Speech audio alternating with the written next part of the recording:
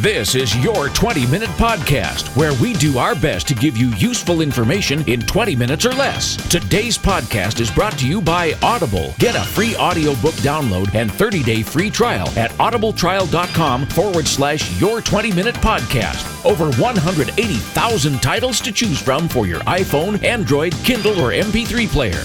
Now, here's your host, David Brower. This is David Brower with your 20-minute podcast, and our special guest from Queensland, Australia today is Ross Keating, the client orchardist. And hey, Ross, welcome. Nice to have you here.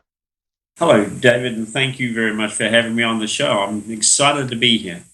There's a lot of things for us to talk about, but the first question that people are going to want to know is, what is a client orchardist? Well, it's just a bit like an orchardist in the trees growing fruit. I say that you've got databases of prospects, customers, and contacts, and they are what you can harvest and farm and grow like fruit trees.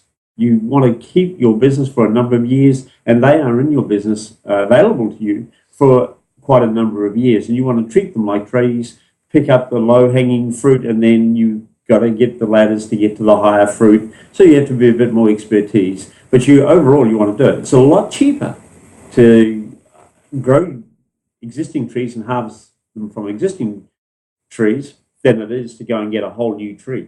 Boy, isn't that the truth? And I think that's one of the first thing. I used to train salespeople in the radio industry for a long time, and there were two main things that we always talked about. And one is, it's unbelievably easier to keep a good client than it is to go out and find a good client, you know? So is, and I think a lot of businesses are struggling, particularly where they do have a bricks and mortar location, as opposed to being in business to business. A lot of them rely, and the bigger they are, rely on people coming into the store, but they still really don't want to know about me as an individual or you as an individual. They take your loyalty card, but they just send you messages, hey, we get discounts this year. Or this week. Tend to work with businesses up to around about 150 to 100 people. A lot of them are the smaller size, 10 to 50. They're doing more themselves, but they know they want some assistance, and they have the mechanisms to be able to put in place. They're, I could say, established businesses wanting to achieve their revenue targets and increase profits. And are they, as I read through your bio and stuff, which is beyond impressive, it appears to me that one of your major focuses is about customer relationships and CRMs, but I also saw a 90-second video that you have all about love, and I thought that was fascinating. Yeah, that was really fun putting together. I was trying to, as you know, videos get more engagement on your website, and people should do that. And I was having those done, and the producer of that video, we were doing it in a day as a group of us, and he just made it a bit more fun. The whole idea is to show customers the love and get them closer to you, to understand them. And that was the concept of going behind that. And it's got a good response from that, because people have engaged with it. I bet so, because it was so well done, and you were so comfortable in sharing the message, and that allowed it to come through. It was very authentic. And I mean, 40 seconds in, you're going, all right, I'm hooked. I'm watching the whole video, because it just felt so good. It was. And the whole thing about it, that's about customer relationship management and customer experience. You showed them a love. 67% of people, a study back by the American Quality Society, they did a study, and 67% of people leave a business because of perceived indifference. They don't know whether you love them or not. Wow. Tell me you like me or tell me you don't, but tell me something. But they walk out the door, and remember, 9 out of 10 people walk out that door and they don't tell you. And so the 10th person who does, that's one of your most loyal customers. Absolutely right. And those other 9 that are walking out that are feeling indifferent or not loved or whatever, they're going to share that experience with other people, and they're probably going to consider going to your competitor as well, right? They are, and they're 5 or 6 times harder. I saw some stats the other day. they're 5 or 6 times harder to get back as a customer once they leave you, and they're not upset with you. You just haven't shown the love that you appreciate their service. Yeah. Or their custom and their dollars. So what are some of the things that you teach your clients about? It's getting to know them, and it's not a rush. You're there in business for maybe another 10 to 15 years, and your customers might be with you over a period of time, or they might be only with you for 18 months, 2 years. Some people it's a one-time only purchase, but in most cases, they're going to come back, and it's getting to know them. Take the time to get to know them. And it really is the old adage of, when we were young, our mum and dad used to know the butcher and the baker. That made a real difference. And from that perspective, that's what you've got to do. Get their permission to know them as well. You get to know them, then you say, look, do you mind if I take your email address? Do you mind if I send you the odd e-newsletter? But get to understand them and listen to signals. And I don't know whether you've done renovations on a house at some stage. My wife and I had a house, and the guys were there, and we'd say, in a couple of years, we're going to put a big deck on the back here overlooking it, and we'd like to do some changes to the house. Not one of those tradies contacted us. They came back. Not one of them contacted me in 18 months and said, hey, you were talking about putting your deck on. We spent $52,000 improving that, putting that deck on and making a change to the house within 3 years. I had the same experience, really. I hadn't thought about it for a while, but we had a pretty good hailstorm here a year ago, and so there was a lot of roof damage around, and so some of these guys were walking around and pitching their wares and hey, let me give you a free estimate, and let me check out your roof and all this kind of stuff. And most of them I just didn't feel genuine to me. But this one guy came up, very professional, very nice, packet of information on his company with references and all those kinds of things. And I said, you know what, I'm thinking we're probably going to replace this roof. Okay, it's a year later. I still haven't heard from him. Oh, no. And there's just a lost bit. I mean, I don't know what quote he gave you, but even if it was, say, $1,200, that's $1,200 he's got to find from somewhere else. But you said, come and see me. Yeah. We've got to listen to the signals, and this is where we can use technology to help us, because if we're going around, you can have maybe 120 to 200 relationships which you can manage on an effective basis without too much technology to do it. But once you get over that, you want to remember that, hey, I've got to contact David Bauer in 9 months to talk about his roof. Then you want to have that so it pops up. So that's where technology like customer relationship management systems, I use Nimble CRM, there's Salesforce, Zoho, there's over 300 CRMs on the system, on the market. You can use any one of those, all have the basic features you need, and you can then get smarter with marketing, automation and things. But the basics is keep some information and keep in contact. And mortgage brokers, finance brokers tend to be people who don't do that. And one of the companies I did some work with one time a while ago, because they were larger and it was starting out into the customer relationship management and getting to know them, is a finance company, and they gave me 40,000 customers and asked me to put a strategy in place because those customers had not heard from a representative of that company between 2 and 5 years at least. Oh my goodness. They had to send one communication. These people stayed because they had long-term policies, but they never got anything. So what we did is we sent them out the communication that had to go out every year, and we put a direct mail piece in saying, we appreciate your business, but would you like to know a bit more about these products, because we haven't talked to you for a while. We had more than a 10% response rate, and the sales reps were really fantastic, and we estimated that the annual premium income driven from that actual campaign that cost us $800 for one bit of paper generated about $1 million in annual income. My not once. That was going to come in for the rest of the life of the policies, different policies they took out. Sure. But so it's there. And I had another client where we were putting out a newsletter, an e-update out to the database. Yeah.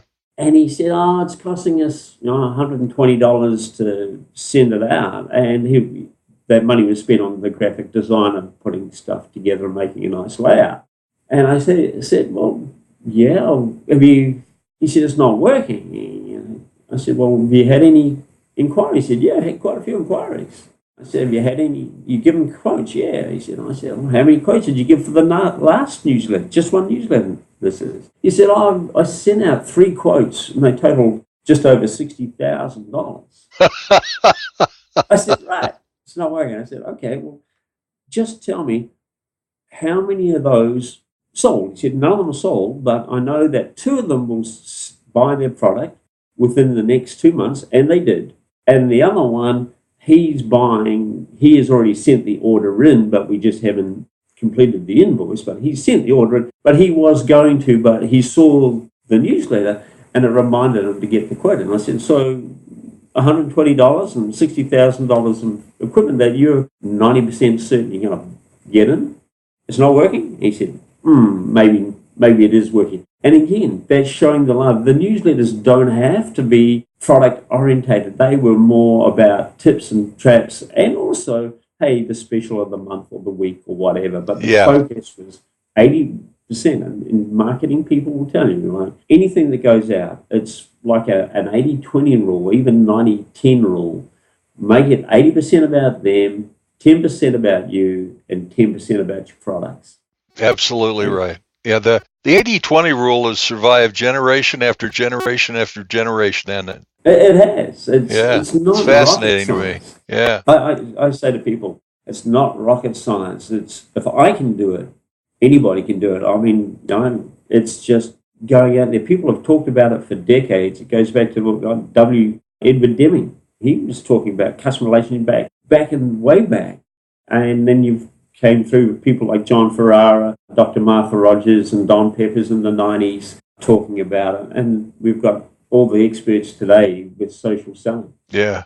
And with social media and the technology of CRMs, I mean, you've got opportunities there. I mean, back in the day, it was all about word of mouth, and now you've got the opportunity to do word of mouth on steroids. I mean, there's so many opportunities to touch people in meaningful ways without being obnoxious. You're right. And part of it is the listening thing and the watching and interacting and getting to know your people. When people buy from you and I, they've researched you online, and also they're taking other people's comments in, but also how you present yourself and how you talk about things and how you're interacting with other people and the expertise that you have in your particular area.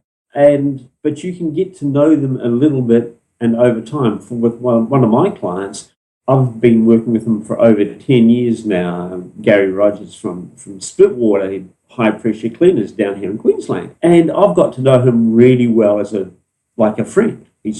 And so I know he likes cars, and he has a production model of one of the V8 cars that are raced down here in Australia, and he goes out on the tracks every week, and I make comments on his Facebook page. That's a touch. People talk about you. Yep. Keep in touch. Liking a photograph of somebody on there, I do it genuinely because Gary and I got on really well together. Right. But that's an indication that you like that. If one of your clients, maybe you saw them away on a holiday and they was skiing up in Utah. At the moment, for example, you might put a comment there. That's keeping in touch. And you don't have to be cheesy, and you've got to do it with genuineness, authentic. I say the customer relationship is building authentic, trusted relationships with people so they want to do business with you. It is, at the end of the day, it really is about integrity, authenticity, and having those, I think touch is the right word, having those touches be real genuine and considerate and not in people's face. Yeah, you look at it over time. If people buy from you today, how long before they buy from you again? When's likely they're going to buy from you again? My wife doesn't go and buy clothes today, tomorrow, and next week. She might buy some now, and then 2 or 3 months later, as the seasons change, she's looking to buy and update a few things in the wardrobe. Right. That's You want to take that into account. How often does somebody get their house repaired, roof on their house repaired? Possibly 10, 15 years is a good time to do it. So they're not going to do that, but that roofer might have come to you and found out you have some investment properties. So why wouldn't he keep in contact and say, do you have any investment properties that you want the roof repaired or the gutters replaced? You bet. And it's keeping in contact. And also remember, when people have contacted you in complex retail or business to consumer products and services and business to business, they're somewhere between 57 and 70% of the way through their decision-making process when they contact you, because they've researched you, your company, your products, and your competitors online, and they're narrowing it down. So social media and the tools give you the chance to get your information out in so many different places. If you take the main five, for example, Facebook, Twitter, LinkedIn, Google+, YouTube, that are five, and then you've got all, Instagram's really taking off now, and there's Snapchat. You've got to be out there so people are seeing you out there. It's like the old story. Like we used to sit there waiting for the telephone to ring. Well, we'd never told anybody that the telephone was there. We had a telephone number. You have to go out and tell people you got a telephone guy. I know, right? That's a free e-guide. If they want an easy way to do it is send me a message by Facebook or LinkedIn. Quite happy. It's just a 27-page giving them an idea how to make relationships. And I'm quite happy to have it. Like you and I, we're talking on the phone. We can do Zoom and Hangouts, Google Hangouts, to contact.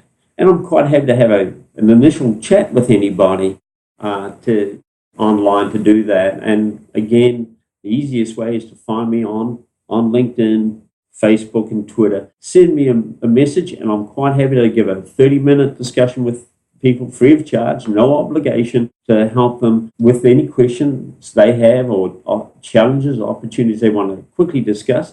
And we can see whether I can help them in any way. Go to Facebook, Twitter, and LinkedIn and look for Ross Keating, Keating, and he's got that ebook that's available for you, 27 pages, and he can make you aware of that. And for a 30-minute free consultation, I don't care how big your business or how small your business is, if you're curious or feel like you're under-delivering the love to your customer base, Ross is going to be the guy to reach out to. Yeah, and David, the thing is, I've always taken an attitude that if I'm not the right guy, I'll direct you to somebody who can assist you better than I can, because it's not about me, it's about the people. It's about you. How can I help you get what you want? How can I put you in touch with people that want to have David Bauer as their voiceover artist? Yep. If I'm not the right person, I'll point you in the right one. I've made a habit of doing that for the last 5 years or so. Just about every client I've walked in, I've introduced one or two other specialists who can do it quicker, better, and faster,